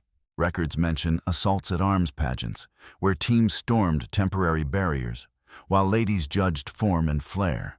What you're climbing feels more democratic, a citizen's tilt at a wall measured in laughter and cabbage, with prizes paid in tankards and stories. Flour erupts again. You turn too late. Your tongue acquires the dry, papery tang of bread that never happened. Joke 2, if a baker sneezed on you right now, you would rise. Up, up. Your shoulders burn with that friendly fire that says you belong to your body and it to you. Seed chaff drifts like lantern flies. Then comes the dreaded, worse nothing dangerous, just humbling a bucket of clean cold water flips and baptizes you in front of everyone. You emit a surprised sound the drum immediately samples, and the crowd roars with that specific joy of shared ridiculousness. A woman's voice cuts the noise. Left hand skip 1. You obey on instinct, stretching for a higher rung, as a stuffed cushion sails through the space you vacated and kisses the ladder with a soft whomp. The voice laughs, delighted by her timing. You thank her and taste flour again. To your right, a banner rustles no wind. You tilt and spot the smallest of doors, a garderobe chute that in less festive hours hosts very different narratives. Tonight, it is politely closed. You salute it anyway. Respect costs nothing. Your sleeve tells the story of the night woad ribbon leaking faint blue where the water found it. Tin sun bumping your wrist. The Cooper's ring burn token pressing its warm oval through wool. You've carried the evening up the wall rope burn, an apple victory tar heat and fish pin cool, the bell's echo tucked behind your sternum pieces, becoming a single ridiculous courage you couldn't have borrowed earlier. Hands appear above broad scarred palms out, offering not grabbing. You've got 2. Someone says rungs not minutes. You nod plant reach. More hands join as if the parapet sprouted kindness. They don't pull, they steady. Fingertips make a railing of human iron along your forearms. 1 step 2, and the world tilts at last, stone, under your belly, then under your knees. You flop onto the wall walk with the elegance of a rescued seal and stay there, cheek to cool flags. The defenders cheer. A brassy barn bell clatters different from the silver chime you woke in the maze, but just as pleased. Someone dusts your face with an apron and declares your flower mask admirably symmetrical. A child crowns you with a garland, emphatically not made of nettles ivy, thank every saint, and pats it twice to seat your honor. Joke 3, if you acquire 1 more decoration, you'll need a cartouche. They pass you a cup, small dented pewter. The drink is warm. Mulled wine, honey, clove, a thread of rosemary that resets your mouth after flour, garlic, and river. You tip it toward the dark, where the ladder leans, and toward the courtyard, where the drum finally loosens its grip on your pulse. Beyond the wall walk, another ladder sighs into place, angling down toward a hay cart and a promise of motion. Past that, the bell tower rises its long rope, sketching an elegant curve that looks to your newly educated muscles suspiciously like an invitation. The steward meets your eye, pinches his nose at your garlic aura, and grins. Ready to ride something that swings without soaking you, he asks. You wipe flour from your lashes, pat the ivy to confirm it doesn't bite, and flex your hands, which have become better storytellers than you expected. The night is not finished. You step toward the next edge. They lead you along the wall walk to a timber gantry jutting over the inner ward, where a rope dangles from a pulley, and at the rope's end, a barrel waits, staved oak, iron-banded, its mouth cut wider and padded with old sacking. It rocks gently above a runway of trampled straw that funnels into a heap of hay bales stacked like a soft fortress. The whole apparatus hums with the same unwise promise as a village fair tilt-a-whirl if the tilt-a-whirl had been designed by a cooper on his second mug of mulled wine. Feet first, then tuck, the steward says, checking the pins on the winch. Someone chalks a mark at the bale wall, target height for a proper kiss. You glance at your sleeve museum woad ribbon, feathered slightly from the ladder, bath tin sunburned ring token brass fish, and the ivy crown, still clinging heroically, and wonder which artifact is most aerodynamic. Joke 1, you are about to become a limited edition collectible. Festival Figure Series 1 barrel variant. You climb onto a milking stool, swing a leg inside, and slide down until the staves cup you. It smells of dry oak, faint vinegar, and the ghost of last year's apples. The Cooper from the flaming hoops appears as if summoned, taps a band and nods. Good tone, he says, which is a strange compliment to receive when you are about to discover your own tone at an unfortunate volume. A leather strap crosses your chest, snug but not cruel. The steward pulls the rope, and the barrel rises a man's height, then 2, then 3 swaying. Your stomach moves more than the barrel does. Negotiations begin. Rules hold. The rim don't brace your arms outside the hoop. Keep your head tucked. And for everyone's sake, point your exit at the hay. If you vomit, aim rural, which is a poetic way of saying not on the spectators. A bell hangs to one side of the hay wall. If your barrel kisses high enough, it rings. Your night has become a duet with bells. They let the slack out. The barrel drops a handspan and swings. Air grows, people shrink. Straw ripples like fur. You ride the first arc with caution, the way you tested the rope above the moat, discovering the rhythm before committing to it. The second arc is bolder. The staves purr under your fingers. The iron bands tick and settle as if the barrel is remembering its cask life. You lean your weight at the apex and feel the swing respond, some physics, some faith. Mainstream historical fact to soothe the bones barrels weren't only for ale and herring. They were multi-purpose marvels. People stored grain, transported salted meat, and even rolled small goods downhill to market inside or atop coopered casks. There are accounts of smiths cooling hoops in tubs that smelled like yesterday's cider, so yes, your current perfume is exactly on trend for a working yard. Tonight's barrel has retired into entertainment, but its bones were built for motion. Someone starts clapping time, slow, steady, and your barrel finds that beat. The steward calls lean with it. You do hips, guiding shoulders, quiet chin, tucked eyebrows mercifully out of the way. Each pass carries you nearer the hay wall, and as you skim the straw, a drift of chaff swirls into the barrel and politely takes up residence in your collar. You inhale patience and chaff equally. Joke. To two congratulations, you are now a scarecrow with a subscription to motion sickness. A boy runs alongside on the ground, hands up like a pit crew mechanic shouting cheerful advice that contradicts itself every third word. Harder, softer. More forward, lean less. The crowd laughs and you with them, because laughter keeps the barrel light. The rope croons through the pulley. The hay bales step nearer with each sweep, their faces broad and forgiving, like monks who have seen worse from pilgrims. On the fourth arc, your barrel kisses straw gentle attest. The bell does not deign to chime. The steward gives the rope a near imperceptible tug at your next upswing, just enough to sweeten the pendulum. You go with it. The staves hum against your fingertips. The world narrows to a warm wooden ring and a golden wall that is both danger and destination. You breathe slow the way the torchbearer told you before the maze, and you remember that every game so far has rewarded rhythm over panic. Quirky tidbit in some towns, especially where rivers did the hauling, there were seasonal barrel rolls through the streets' casks raced by apprentices to prove skill and show off cooperative pride. Wagers, spills, and bragging rights followed like ducks after breadcrumbs. Whether anyone ever voluntarily sat inside is less clear, though you suspect someone tried it the first time Al met bravado. Historians still argue whether contraptions like this festival swing are descendants of work practices turned playful or inventions of play, borrowed back into work on dull afternoons. Either way, your Cooper friend is positively glowing. You tilt at the apex hips first, then a compact tuck, and the barrel's nose points home. Straw rushes. Impact thumps through your ribs, not harsh, a full-body handshake, and the bell above twitches, then pings bright as a coin on stone. The crowd erupts in a cheer flavored with wheat. The barrel rebounds lighter now, and your stomach negotiates a ceasefire. The steward claps, one sends a soft counterpull into the rope, and your arc shrinks to a gentle sway. You are a pendulum cooling at last. They lower you like a jar of preserves from a pantry shelf. The strap unbuckles, hands steady the rim. You step out on legs that have opinions, but no strategy. The hay smells sweet, and a little animal summer stored for emergencies and festivals.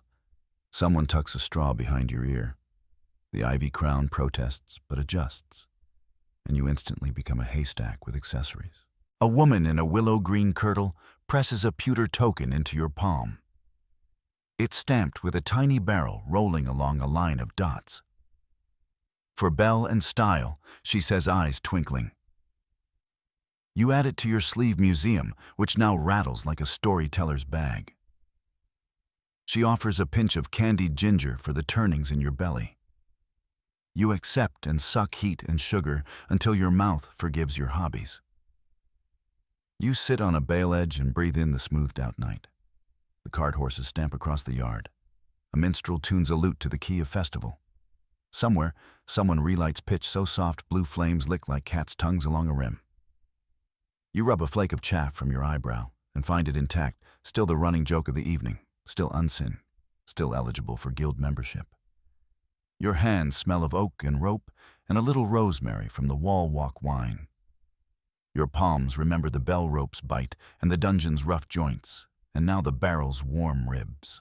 The body keeps a ledger even when the steward's quill looks away. You ask the cooper how often the bands need tightening after a night like this. He grins.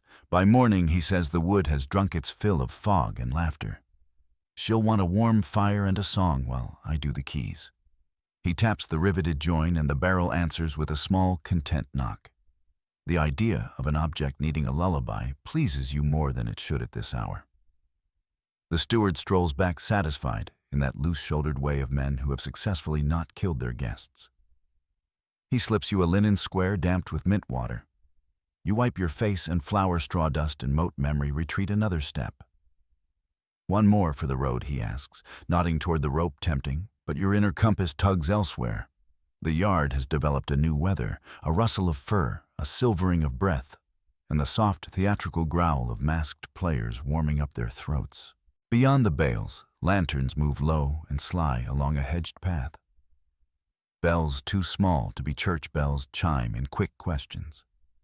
The willow-green woman follows your gaze. Night hunt, she says. Wolves without wolves. Her smile turns conspiratorial. The masks are carved from pearwood. Smell how sweet, they say it keeps bad dreams from sticking. You loop the linen at your belt and shake straw from your hem. Your museum sleeve glints in the torchlight. Sea blue woad brass fish tin, sun ring burned oval barrel token, an absurd heraldry that suddenly feels useful rope water, fire height, and roll. Each taught you what your feet and breath can manage. You feel the night thinning toward morning and the cool that sneaks under your collar, yet the crowd hums like a hive, not done with its song. Joke 3.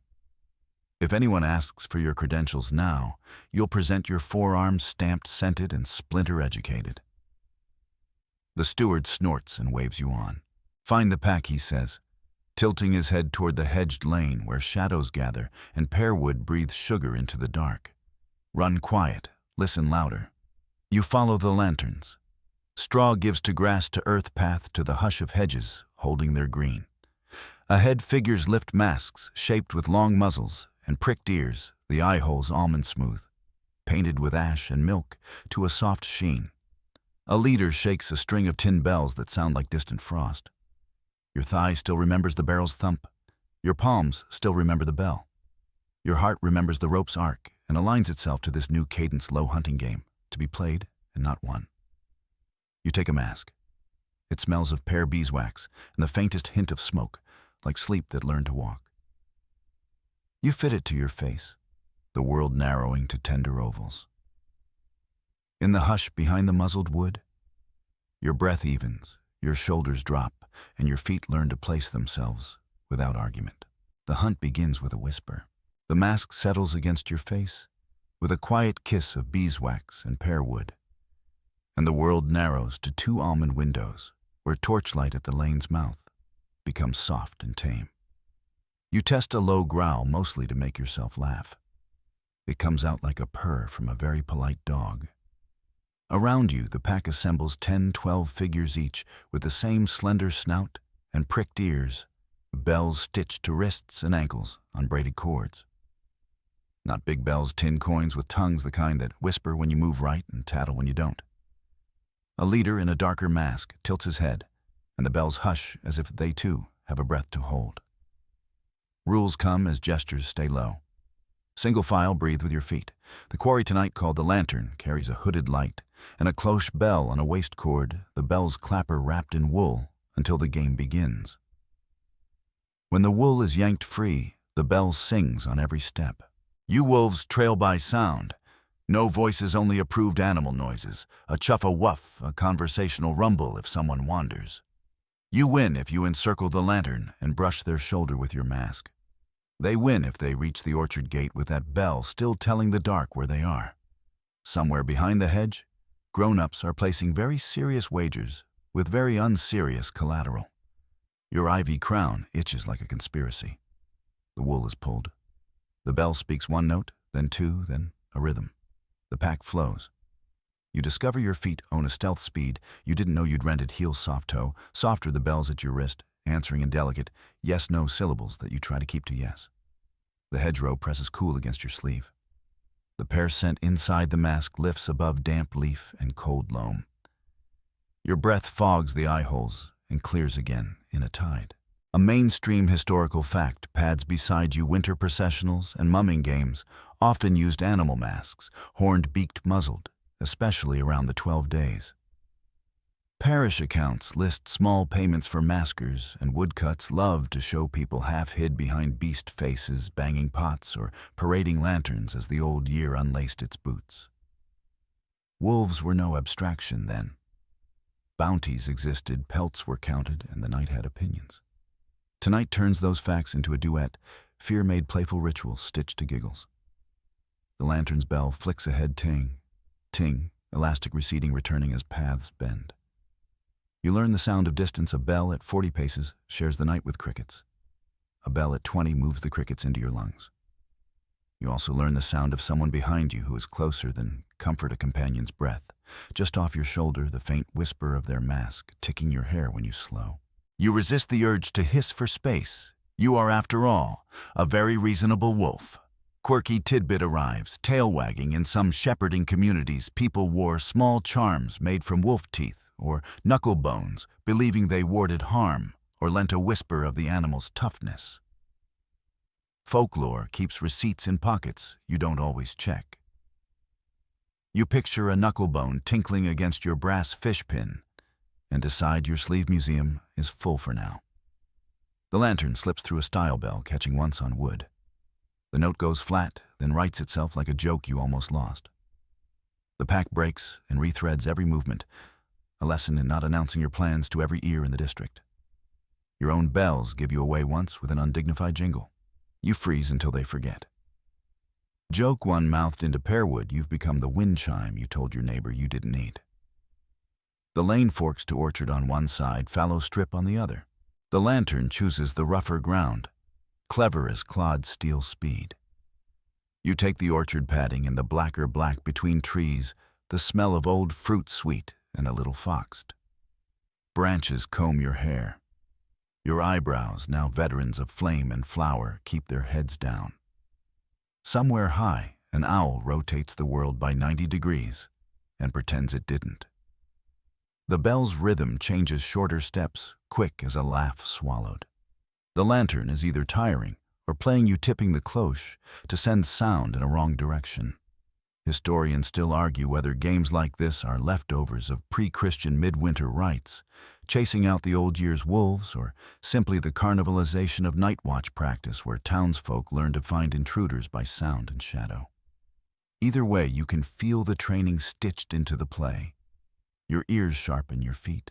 Stop narrating, your attention becomes a smooth animal. Ahead, low shapes. You slow, then grin.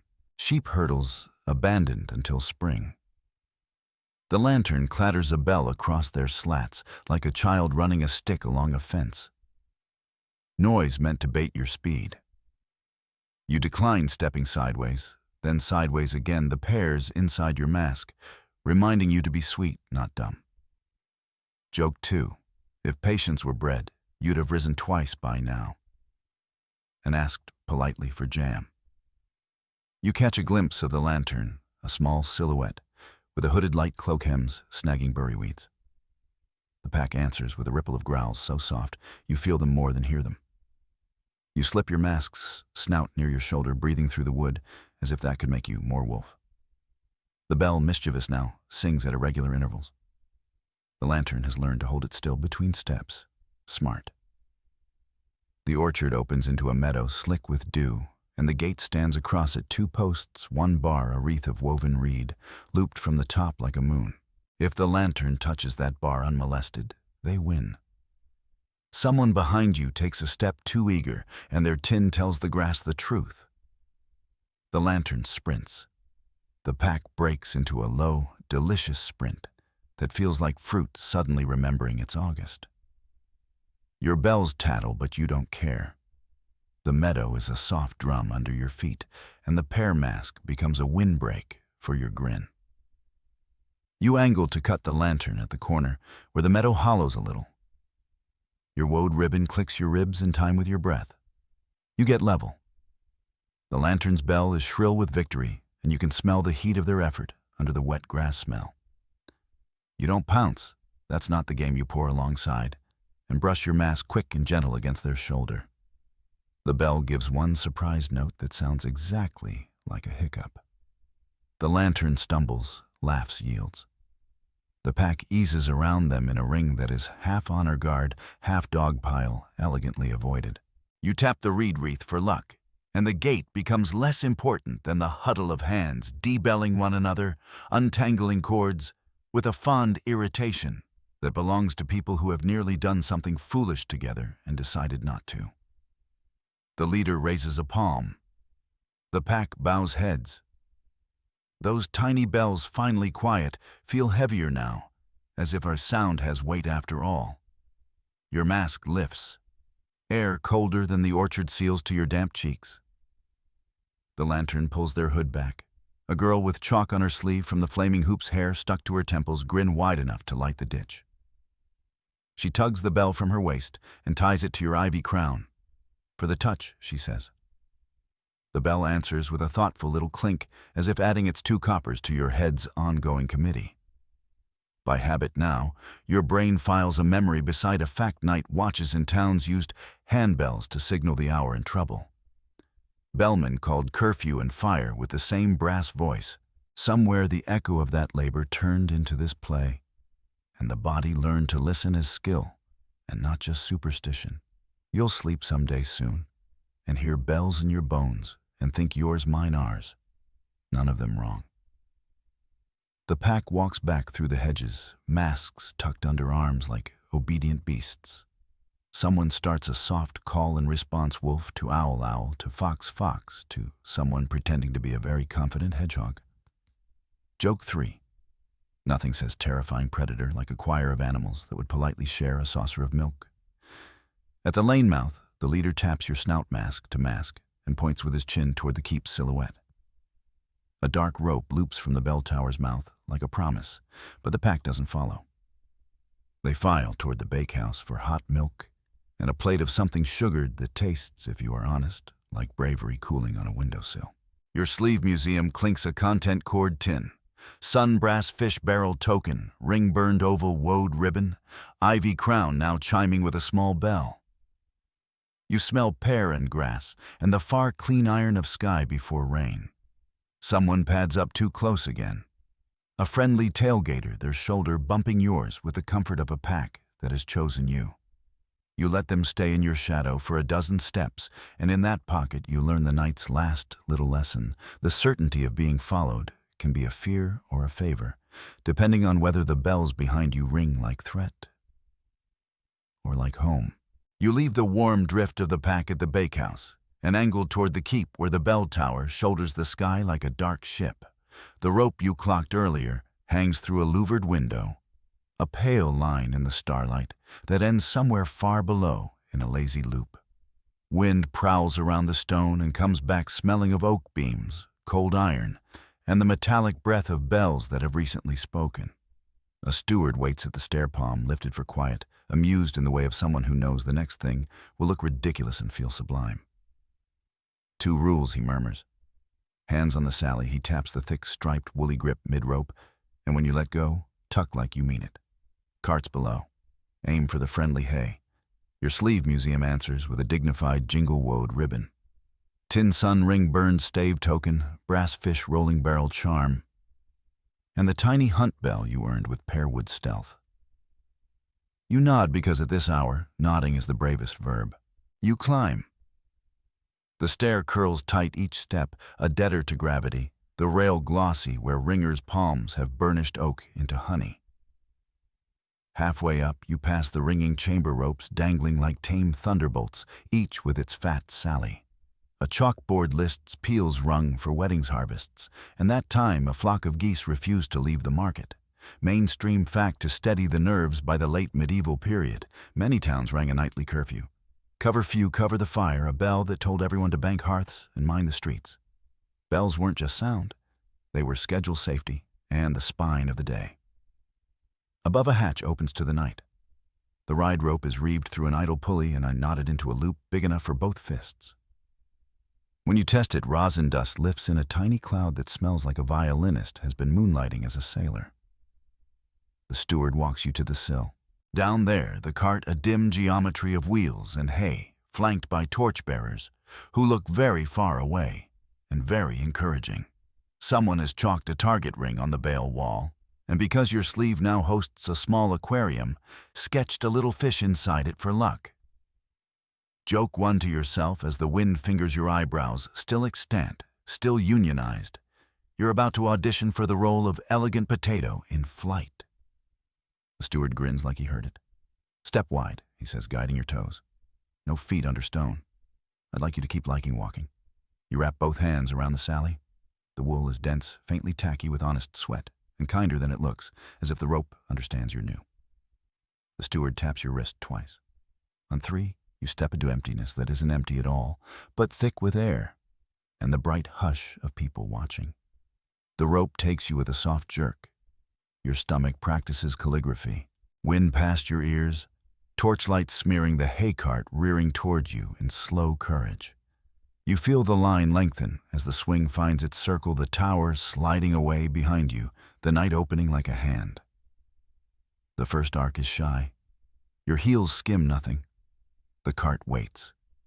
Lean floats up and you do hips forward, ribs, quiet elbows soft. The swing widens. The rope sings a low vowel you feel in your jaw. Somewhere at the back of your mind, a safety briefing raises a finger. Quirky tidbit bells were sometimes blessed in rites that looked a lot like baptism, given names, and even godparents.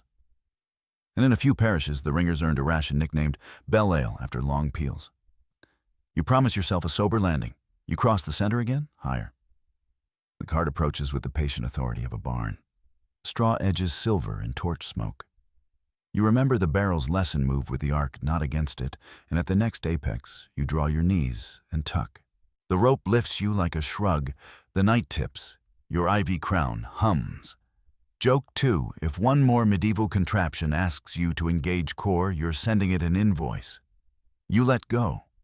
Air becomes everything. Your body remembers the moat, the hay, the ladder, the wheel. It adds them up and chooses the shape that will not embarrass your future self. You travel brief, clean, outrageous, and land with a whump sweet enough to be a bakery sound. Straw bursts into polite applause. The cart rocks once forgivingly. Above the rope continues alone in a smaller arc, like the echo of a laugh. You surface from the hay with a stalk hooked behind your ear, and the comforting realization that nothing important hurts. The torchbearers make the satisfied noise people make when a plan survives contact with gravity. One offers a hand. Another offers a strip of candied orange peel for the shock which tastes like sunshine remembered. The steward clatters down the stair as if your eyebrows are his personal responsibility and squints at you with ceremonial severity.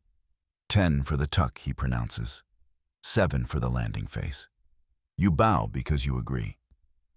While you peel hay from your sleeve, another fact finds its chair full circle ringing. Hauling a bell through a complete swing on a wooden wheel demands respect. Ropes whip, wheels spin, and ringers plant their feet carefully so they don't get slung ceilingward.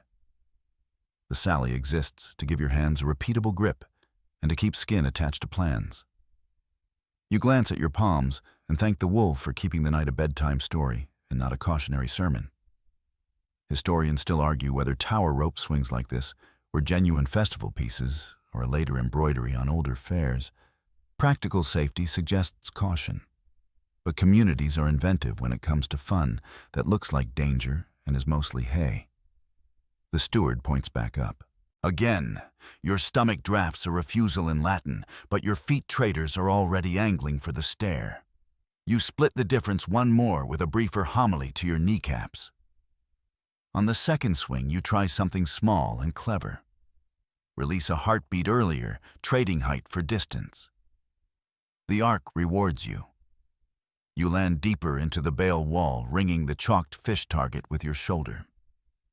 A small Sanctus bell somewhere above gives a delighted ding it cannot possibly have meant. The torchbearers clap like theater kids who love a good mark.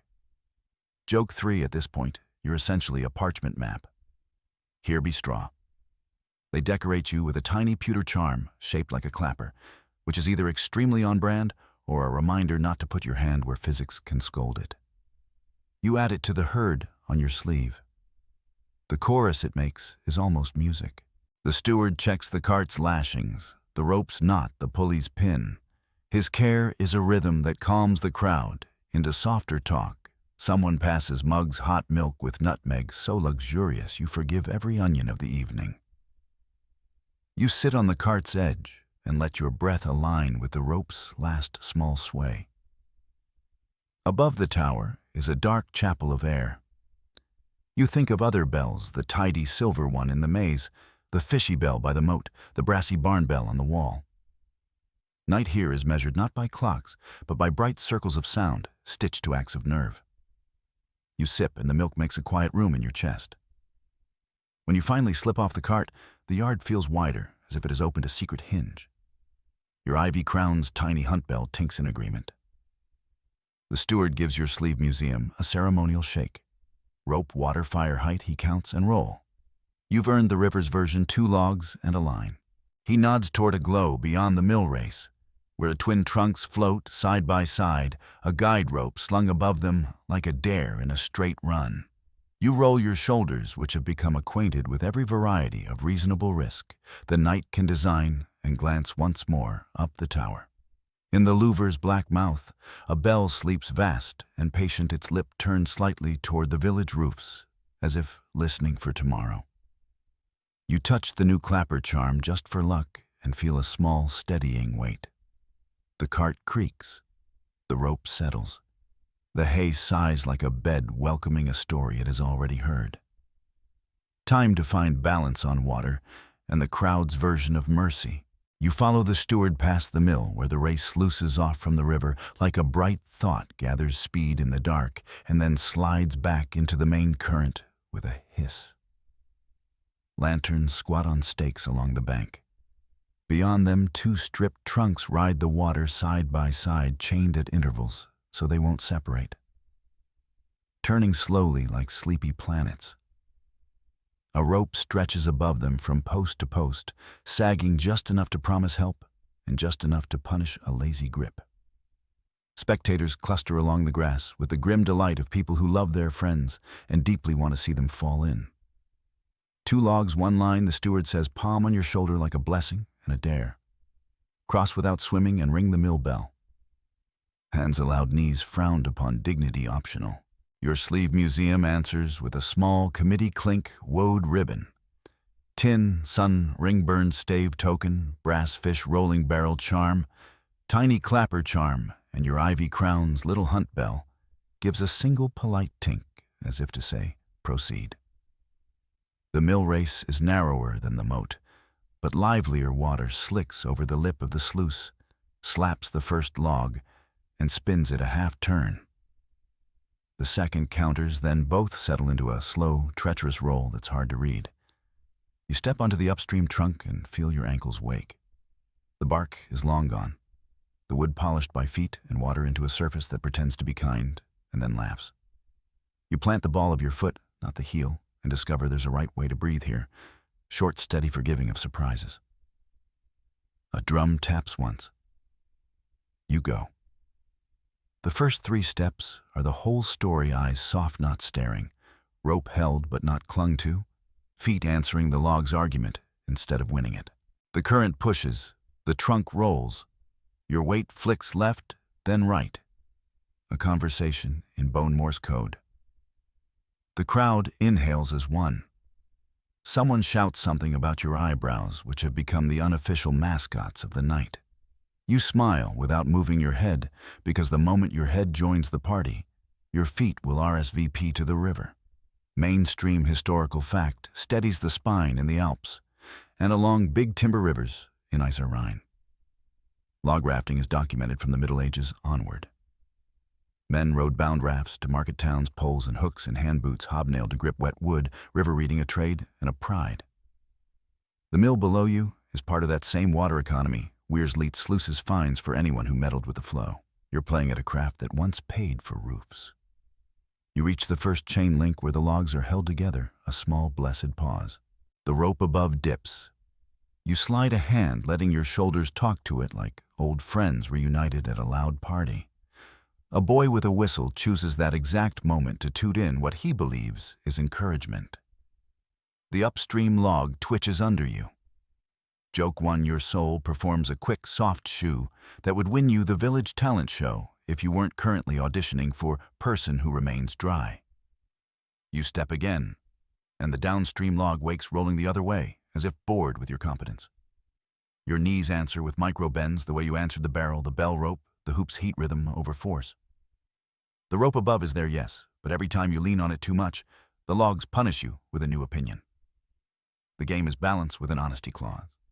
A woman on the bank calls something about short steps. You obey, and it helps. The water between the logs sizzles black and quick, and your brass fish pin chooses this second to press a cold kiss into your wrist, as if to remind you the residents here have opinions. You keep your ankles high for any carp inclined to reviews. A quirky tidbit swims up river folk, sometimes coated their souls in pitch or tar, then dusted them with grit for grip, a makeshift tread that smells like ships and burns like a clever idea. You can almost smell it now, braided into the mill race's resin breath and the hoop's ghost. It's tempting to imagine tonight's Cooper moonlighting as a cobbler, but your boots will have to rely on nerve. Halfway across the pitch of the current changes, the race narrows, deepens, and the sound moves up a note. The logs speed. Your steps get smaller still. Rope fibers bite your palm with that same prickly truth you learned over the moat. This is where people shout or laugh or both. You breathe. Your ivy crown hums. The drum fades. Only the water keeps time. Historians still argue whether these log dashes grew from raftmen's practical training or arrived later as fairground theater dressed in river clothes. Some say town guilds staged them on saints' days to show skill. Others suspect a folk-invented cousin to North America's much later log-rolling contests drifted back across stories. The ledger is sniffy about such amusements. The people are not. You file the debate under discuss after towels. The far post is closer now. Lantern a calm star. The mill bell, a modest iron thing, waits above a short ladder. You just have to reach it without seeing how very persuasive the water looks. You test a little faster step. The logs object politely. You apologize with a micropause. They forgive you. Joke 2 muttered toward the rope. If your corps does one more emergency committee meeting, you'll invoice the steward by the muscle group. A shout on the bank. The Coopers and wheelwrights have started an argument about whether the logs should be opposing species for fair play oak and fir, because someone's cousin swears fir rolls fancier.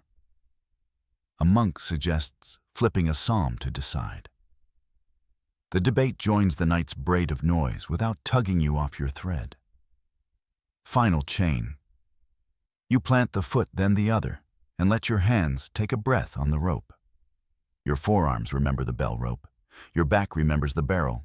Your feet remember the ice's treachery and decide to be wiser than they were then. You step, and the upstream log throws you a small, mean wiggle. You ride it a single clean exhale, and then there's grass under your toes, a ladder rung under your arch, and the curious, immediate desire to cry for no reason you'd admit. You climb the tiny ladder and ring the mill bell. Its voice is homely and proud, a kitchen utensil of a bell that still believes it is a church. The sound rolls down the race and into the river, and for a second the logs seem to approve. Or maybe your legs just stop shaking enough that the world holds still. People clap in the tone of, I absolutely would have fallen in right there. A girl from the wolf hunt chalk, still ghosting her sleeve, presses a square of cloth into your hand. It's cinnamon sugar fried dough, the night's kindness distilled, and you take a bite you will talk about years from now when the air smells of cold water and wood. Your hunt bell tinks on your ivy crown, as if to second the review. Behind you, someone does fall in. The water takes them like a stern ant and gives them back to the bank with all accessories attached, plus a story. The crowd roars, then hugs them with towels and cider. The steward, who has watched your feet since the torch chase began, nods like a man counting his flock at dawn. Joke 3. Soft to yourself as you lick sugar from a thumb that smells faintly of tar. If this night adds one more bell to your person, you'll be audible at 20 paces, even in a snowstorm. You add a brass mill bell charm to your sleeve, a small square-shouldered thing with a nick that makes its tink a little crooked. Your museum of the evening hangs heavy and perfect water fire height. Dark rope straw pears logs. Somewhere a cock crows by mistake, then apologizes in chicken. The sky has that charcoal smear that means morning will file a change of shift soon. Beyond the mill, the path bends toward the postern gate you sprinted through when all this began. The steward points with his chin, and the crowd's mood shifts softer, conspiratorial, like a final trick is being set in the lane that leads back to town. The words drift on the river's breath, the great midnight escape. You swallow the last sugar crystal, wipe your fingers on the cloth, and feel the night gather itself one more time around your ribs. A cloak you'll miss the second you step beyond it. You look down at the logs, turning as if they'll be here tomorrow, and maybe they will. You touch the mill bell charm. It answers in metal smaller than a heartbeat. The river goes on making its patient argument, and you realize you've learned to answer not with victory, but with balance. The steward claps twice, and the courtyard grows the kind of quiet that isn't silence, so much as everyone rearranging their courage. Gate opens once he says, pointing toward the postern you first dove through when this began. To lift the bar, you must wake 3 bells in order yard water lane. Everything you learned, use it, don't prove it. And if you meet onions again, forgive them. The crowd snorts. Your sleeve museum answers with its familiar congress of charms, woad ribbon, tin sun ring burned stave token, brass fish barrel, and clapper and mill bell, each a little knuckle of noise when you breathe. A horn chirps. You move. First bell yard. Torches bloom along a lane of hurdles and hanging sacks where the blindfolded mace dance used to bruise shins. No blindfold now. Only swinging canvas clubs that test your timing. You read the wind in their lazy arcs, slip under one and over the next knees. Soft chin low, hearing your hunt bell tick-tick approval on your ivy crown. A sack of feathers bursts nearby in a whiff of tickling snow.